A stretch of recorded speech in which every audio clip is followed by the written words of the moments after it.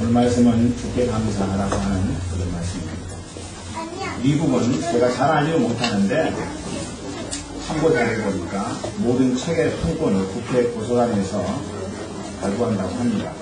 한 실업인이 100만 번의 감사라고 하는 책의 통권을 신청을 했습니다.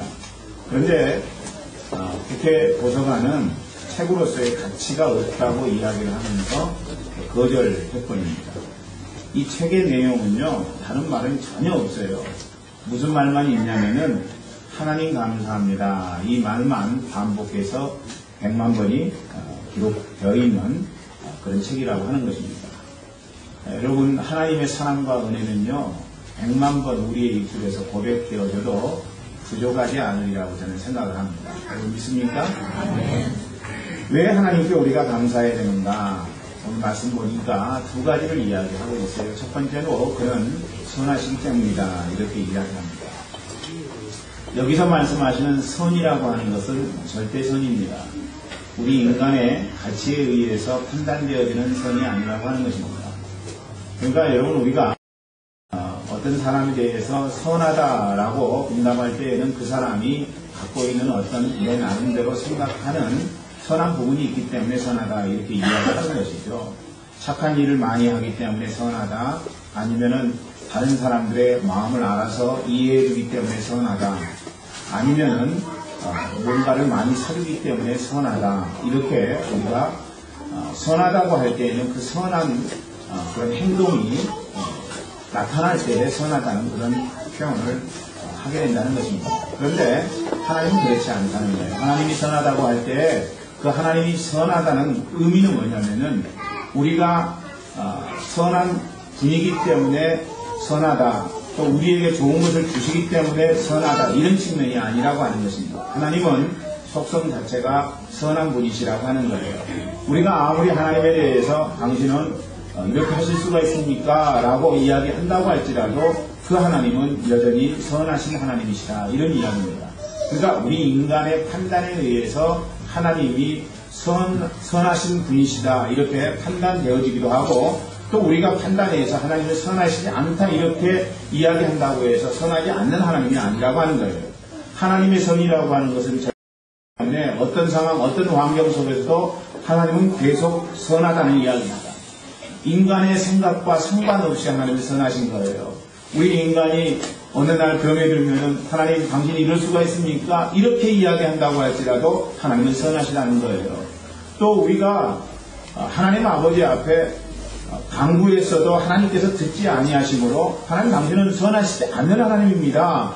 내 기도에 응답하시지 않는 하나님이기 때문에 나는 하나님 당신을 선한 하나님으로 믿을 수가 없습니다. 이렇게 우리가 고백한다고 할지라도 하나님은 그런 것과 상관없이 선하신 하나님이시다, 이런 이야기입니다.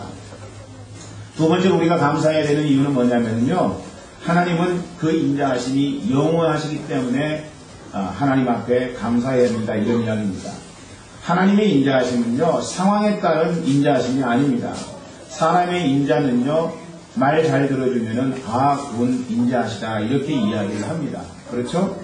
또 여러분, 인자함을 펼칠 때 그의 상태가 어떠냐에 따라서 우리가 그분으로부터 인자하심을 받을 수가 있게 된다는 것이죠. 만약에 기분이 나쁘면은 그분을 통해서 인자함은 나타나지 않을 수 있다는 것이죠. 삶 속에 여러 가지 어려움들이 있어서 자기 자신도 스스로 힘들고 괴로울 때에는 그 사람으로부터 인자함이 잘 나타나지 않을 수가 있다는 것입니다. 그런데 하나님 인자는요, 영원한 인자라고 하는 거예요. 여러분, 우리가 판단할 때 하나님 지금 인자하심을 펼칠 수가 없을 거야 라고 생각한다고 할지라도 그 하나님의 인자하심은 나타날 수밖에 없다는 것이죠. 그래서 여러분, 성경은 인자했을 때에 그리스도께서 우리를 위해서 죽으셨다고 말씀해 주고 있는 것입니다. 여러분, 우리가 죄인된 상태에서 하나님의 구원이나 하나님의 인자하심을 경험할 수가 없어요. 세상 방식으로 따져서 생각한다면요. 그런데 우리가 죄인 되었을 그때에도 하나님은 우리에게 인자하심을 베푸신 하나님이셨다고 하는 것입니다. 인자하심을 허락할 수 없는 상황임에도 불구하고 그거 개의치 아니하시고 우리에게 인자하심을 허락해 주시는 하나님이시라고 하는 것이죠. 그래서 우리가 지난주에도 생각해 보았습니다만 누가복음 15장에 보면은 탕자가 등장하고 있는데 여러분 탕자가 그 아버지가 인자하심을 베풀 만한 행동을 하지 않았어요. 그렇죠. 아버지 말 듣지 아니하고 자기 군깃을 가지고 나가서 다 써버리고 말았다는 것입니다. 생각해보면 절대로 그 아버지가 아들에게 인자함을 줄 수가 없는 상황이라고 하는 거예요. 그런데 그 아버지는 어떻습니까? 그 아버지는 동구 밖에 나가서 아들이 이제나 저제나 올까 기다리며 애타하는 모습으로 응답하는 것이죠. 여러분, 인자하심이 영원한 것입니다. 아들이 어떤 행동을 했느냐에 상관없이 갖고 계신 인자하심, 그것이 바로 하나님의 인자하심이고, 그렇기 때문에 우리는 그 하나님 아버지 앞에 감사해야 된다고 하는 것입니다. 시골교회 목사님이 땡볕 아래서 배추밭을 메고 있었습니다. 가을 햇볕이 뜨겁고, 그리고 이 밭에 자라나는 잡초는 끝이 없이 자라나기 마련이죠. 그때 이제 악마가 나타나서 이 목사님에게 시골 교회 목사님에게 이야기를 했습니다. 목사님, 이래도 감사할 수 있겠습니까? 여러분 농사 지으신 분들은요, 이 잡초 뽑는 거 이것 때문에 굉장히 힘들 거예요. 그래서 이제 어떤 분들에게 농사를 좀 짓지 그래요. 그러면은 당신이나 농사 지으십시오. 이렇게 이야기하고 응답하는 경우가 굉장히 많이 있어요. 저는 농사를 한 번도 안 지어봤기 때문에 농사 짓는다는 게 참 이상적으로 보여요. 그렇죠? 참 전원생활 하면서 먹고 싶을 때 먹고 싶은 투성기 먹고 얼마나 좋습니까? 그런데 농사 지어본 사람들 이야기는 결코 그게 만만치 않은 일이라고 하는 것입니다. 이 잡초 뽑는 일이 보통 힘든 일이 아니에요. 목사님이 그렇게 이야기하는 악마의 유혹을 이겨내려고 한참을 고민하다가 이런 고백을 합니다. 하나님 감사합니다. 잡초가 메뚜기가 아니어서요. 이렇게 고백했다고 합니다. 여러분 만약에 잡초가 이리저리 뛰어다닌다면 그 잡초 뽑아내느라고 얼마나 고생하겠어요. 그런데 잡초는 그냥 그 자리에 있으니까 얼마든지 뽑아낼 수 있잖아요. 그래서 하나님 앞에 감사했다는 그런 이야기입니다. 여러분 우리가 하나님 앞에 감사할 거리를 찾아야 돼요. 아멘. 감사할 거리를 찾아야 됩니다. 감사를 발견하고요. 우리의 삶 가운데서 감사를 만들어 나가야 된다는 것입니다. 이렇게 하나님께 감사하는 삶을 사는 인생은요. 범사에 그의 인생 속에서 감사가 넘칠 수밖에 없습니다. 하나님께만 감사하지 아니하고 모든 주어진 일에 감사할 수 있어요. 왜냐하면 내게 주어진 모든 일은 하나님께서 허용하시지 아니하면은 이루어지지 않는 것이기 때문에 그렇다는 것입니다. 그것을 우리는 합력에서 선을 이루시는 하나님이라고 이야기하잖아요. 우리의 삶의 모든 것들은 하나님이 계획하시고 하나님이 간섭하시지 아니하면 일어나지 않는 일이므로 오늘 하나님 아버지 앞에 내가 감사합니다. 하나님 영광 받으소서. 이렇게 인생을 살아가는 삶 속에는 어떤 일이 일어나도 하나님 안에서 감사거리를 찾을 수밖에 없다는 것입니다. 여러분 감사거리를 찾아야 돼요. 형제 자매들을 한번 보시기 바랍니다. 여러분 형제 자매들 한번 보세요. 참 아름답지요? 아름다운 그 형제 자매들에게 감사하십다. 당신이 있어서 감사합니다.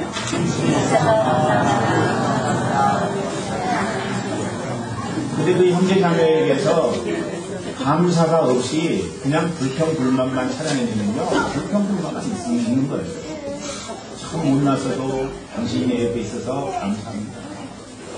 또 참 때로는 보기 싫은 짓을 해도 당신이 그래도 있어서 난 당신께 감사합니다. 이런 고백을 할 수 있다면은 그의 인생이 얼마나 행복한 인생이 되겠는가. 그래서 여러분 우리는 감사를 찾아야 돼요. 감사를 찾아보았더니 우리는 세 가지 분야에서 감사할 수 있으리라고 생각을 합니다. 제가 말씀 준비하면서 제 개인적인 인생 속에서 감사할 거리가 뭔가 한번 생각을 해봤어요. 그래서 이제 여러분 우리는 내 인생 지금 여기까지 온 것에 대해서 하나님 앞에 감사해야 된다는 것입니다.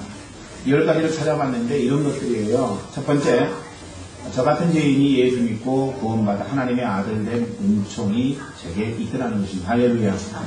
두 번째, 저 같은 남자가 이자 만나서 결혼하고 그리고 아빠 된 사실에 대해서 감사가 되더라고요. 여러분 그렇습니까? 여러분도?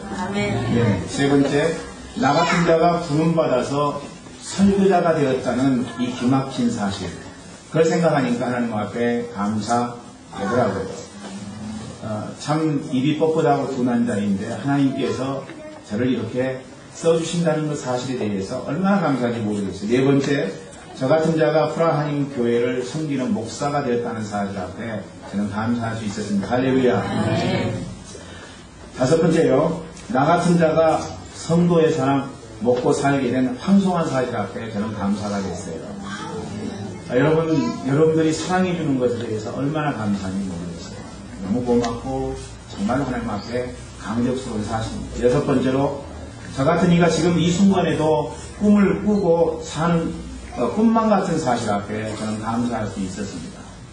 이제 내일이면 50인데 그럼에도 불구하고 주님 안에서 꿈을 갖고 새 비전을 갖게 된 저의 삶에 대해서 하나님 앞에 감사할 수 있었습니다. 제가 목사가 안 됐고 그리고 하나님을 안 믿었더라면 과연 이런 일이 있을 수 있었을까, 그렇게 생각을 하는데 하나님 앞에 감사할 것밖에 없습니다. 일곱 번째, 저 같은 광교촌 놈이 유럽 곳곳에 복음을 전하게 되었다는 이 만화 같은 사실이 너무나도 하나님 앞에 감사했어요. 여덟 번째로, 저 같은 자가 온 세상에 거듭한 친구들을 갖게 되었다는 사실 앞에 저는 감사했어요. 아홉 번째로요, 저 같은 죄인이 목사 되어서 몸 도살이며 근심토록 특별히 배려된 사실.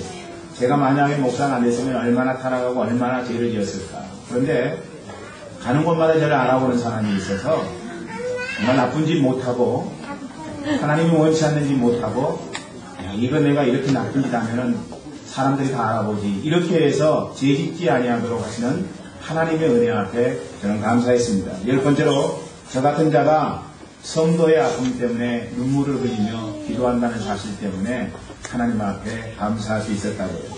저는 여러분 모두가 여러분 인생을 놓고 보면서 감사를 해주시는 은혜가 있기를 주의 이름으로 축원합니다. 둘째로, 저는 이제 말씀을 준비하면서 저 자신의 인생에 대해서 이렇게 쭉 해고해 보니까 감사할 거리들이 굉장히 많았는데, 그러나 이 첩보 땅에 살면서 한국인으로 태어나 살게 하신 하나님 앞에 감사할 수 있었다는 사실입니다. 여러분은 한국인으로 태어났다고 하는 사실 때문에 감사하십니까? 감사 안 하시는 분들은 감사하십시다. 나는 오히려 한국 사람이 있는데 그곳에는 가지 않고 나는 피하고 싶어, 이런 분들이 있다면요, 한국 사람이라고 하는 자부심을 가지시라고 하는 거예요. 조금만 해도 키 큰 만리를 60일에 60으로 이기는 한국 민족입니다. 대단한 민족이죠. 함영준 씨의 나의 심장은 코리아로 벅차온다 라고 하는 책에는 이런 내용이 있어요. 한국인으로 태어난 게 자랑스러운 10가지 이유입니다. 첫 번째로, 중국 옆에서 살아남은 유일한 나라라. 그래서 나는 한국인으로 태어난 게 감사하다, 이렇게 이야기를 하죠. 두 번째로, 일본을 우습게 하는 지구상의 유일한 나라다. 세 번째로, 왜 한국인으로 태어나서 감사하느냐? 세계 10대 경제 강국이기 때문에 감사한다. 네 번째로, 산업화와 민주화를 동시에 이룬 나라다. 여러분, 이게 전무후무한 일입니다. 대부분 산업화가 이루어지고 민주화가 이루어지잖아요. 그런데 우리는 짧은 시간 동안 산업화와 민주화가 만족할 만한 수준은 아니어도 그래도 어디다가 명함 드릴 때 부끄럽지 않은 그런 나라가 되었으니 얼마나 감사하는가. 여러분, 우리는 그걸 생각해야 되는 거죠. 다섯 번째, 세계를 리드하는 IF 강국이다. 그렇기 때문에 우리는 하나님 앞에 감사할 수 있다. 여섯 번째로, 교육열이 세계 최고인 나라이기 때문에 감사해야 됩니다. 우리 한국 어머니들의 치맛바람은 대단하죠. 치맛바람이 없으면 바짓바람이라도 일으키는 우리 한국의 어머니들, 대단한 나라이죠. 일곱 번째, 세계 제일의 우수한 두뇌가 있는 나라이기 때문에 우리는 한국 민족을 태어난 것, 그것 앞에 감사해야 되죠. 여덟 번째, 우리 한국 민족은 정이 넘치는 민족입니다. 그래서 우리는 감사하는 거죠. 아홉 번째, 할리우드 영화가 지배하지 못하는 유일한 나라이기 때문에 우리는 감사할 수 있다. 열 번째, 축구와 야구에서 세계 4강을 성취한 유일한 나라이기 때문에 우리는 감사할 수 있다. 여러분, 그거 아셨어요? 축구와 야구에서 세계 4강에 이른 나라는 우리 한민족밖에 없다는 사실. 그 외에도 여러분, 우리가 한국인으로 태어난 것에 대해서 감사할 내용들이 굉장히 많이 있어요. 여러분 모두 다 한국인으로 태어난 일에 대해서 감사하시기를 간절히 축원합니다. 세 번째로 여러분 무엇에 대해서 감사할 수 있겠는가? 하나님 앞에서 묵상할 때 하나님께서 이런 마음을 주셨어요. 프라하민교회 성도이기 때문에 하나님께 감사할 수 있다는 것입니다. 첫 번째, 영적으로 충만한 담임 목사와 함께 신앙생활하는 그것 때문에 감사할 수 있다. 할렐루야. 두 번째로 하나님과 성도를 섬기는 부목사님이 있기 때문에 우리는 감사할 수 있다. 할렐루야. 네. 세 번째로 충성스럽게 양떼들을 돌보는 목자들이 있기 때문에 우리는 감사할 수 있다. 네. 네 번째로 주님의 몸된 교회를 이루는 성도들이 있기 때문에 우리는 하나님 앞에 감사할 수 있다는 것입니다. 다섯 번째, 우리 교회가 성교한 교회이기 때문에 감사할 수 있어요. 여러분, 우리 교회 같은 데가 별로 많지 않습니다.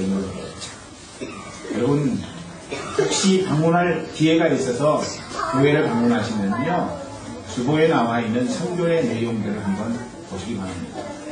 여러분, 우리 교회만 큰 교회가 그렇게 많지 않을 것입니다.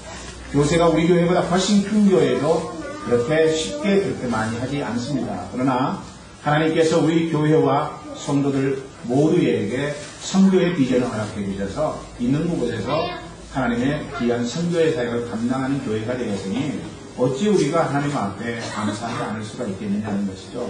이제 건축이 끝나고 나면 우리 교회가 하나님 앞에 더 많은 선교의 사역들을 감당하리라고 믿습니다. 또 여러분, 여섯 번째로 하나님의 마음이 있는 곳에 응답할 줄 아는 교회이기 때문에 저는 우리 교회를 생각하면서 우리가 감사할 수 있다고 생각을 합니다. 그리고 이제 일곱 번째, 방문자들을 섬기는 교회이기 때문에 우리 교회에 대해서 감사할 수 있다. 여기 방문자들이 있는데 그 방문자들이 교회에서 함께 음식 나누고 평안을 맛보고 가는 귀한 은혜가 있었으면 좋겠습니다. 여덟 번째, 주님의 뜻을 펼치는 교회이기 때문에 우리 교회에 생각하면 감사가 나올 수밖에 없다는 것이죠. 아홉 번째, 예배가 살아있는 교회이기 때문에 우리는 하나님 앞에 감사할 수 있다. 열 번째, 중보기도 사역이 아침마다, 새벽마다, 그리고 화요일마다, 금요일마다, 앞으로는 이제 또 수요일마다 펼쳐질 것이기 때문에 하나님 앞에 우리는 감사할 수 있다. 이런 이야기입니다. 저는 오늘 말씀을 통해서 여러분들이 여러분의 삶의 현장 속에서 감사를 찾아내고 공부하고 그리고 발견하기를 간절히 소망합니다. 그래서 하나님 앞에 감사해야 돼요. 오늘은 세 가지를 감사해보자 이렇게 말씀드렸어요. 나의 삶에 대해서.